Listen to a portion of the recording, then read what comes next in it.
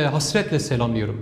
Değerli yurttaşlarım, bugün karşı karşıya olduğumuz en ciddi sorun ekonomide yaşanan krizler. ایرو لبرانبری ما کریزین مازنین آبوری، بیکاری، گندالی، دموکراسی و پرزگریکا کورتیا تکانه ریا درکتنا جه کریزا آبوری زیده کرن اهلبرینه حتی که ام برهمین پیشه سازی، لاوروانی، توریزم و تکنولوژی جدر و بینن و دبن دینا ده بفتسن.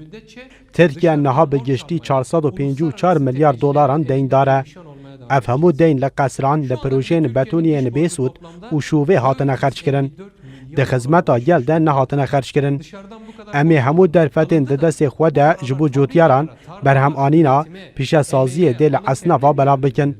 امی بازارک برفره جبو اصناف و جوتیاران بکن کو بکارم برهمین خواه بفروشن. امی جبو جهن دیروکی و توریزم تشویق مازن بکن. امی داویل جوداکاری و تورپیل بینن. امی به حبر پیش روژه بپرورده آوا بکن. امی داویل پرورده ایدولوژیک یا جوداکاری چه دکه بینن. امی به چه شیوهی جبو خواندنه جمالباتان پره نخوازن. دلوالات ما پرورده دموکراتیک آزاد و کپ و زمان دایی که اساس دگیره به پیش خستن. امی تندرستی وکه مافکی جواکی بگیرن دست. امی خدمت تندرستی وکه امور دستلاداریه لسر گل ندن خبتاندن. امی نخوشخانه هم بینن برلنگ گل. ام گل نابن بر نخوشخانه هم. امی جدابونا هیزان تاوزه ندن. امی داراز جبن زختا دستلاداریه خلاص بکن. و داراز و کپ و عادل نیزی که هر کسی ببه.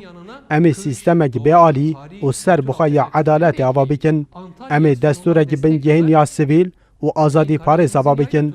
امی مافی آستنداران، زاروکان، مافی گلی کرد، علویان، سنیان و همو پیکاته و باوریان دوی دستورا نویا بنگهین ده بپارزن. جبو جن ده همو قادن جیان ده وکف و آزاد تفگر بکه و تدبیرین ایداری و پراتیک بگیرین. چک از جبر جلو شیوه خوی جیانه و جدای نیدیتن و جداکاری لگر نیکرن و ده حکومت آمده هری کم و نیو وزیران جنبن. هری کم دناوا 2 سالان ده و وگرن سیستما پارلمنتریا دموکراتیک امی ده چارچوبه پرزگریکا کرده آشتیه که ناوند داوی لپارلمنتوه و جچکو تندی دور بیش بخن امی روشا آورته راکن. حتی آشتی چه نبه، دموکراسی نبه، چه پرزگریک ناین چاره سر کرن دوی هدفه بنده حل بجارتنه در باز بکه. جبو آشتی بیتر که پیوسته هدفه بنده حل بجارتنه در باز بکه.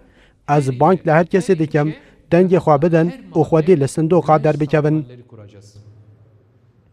Hedefimiz her konutu 5 yıl içinde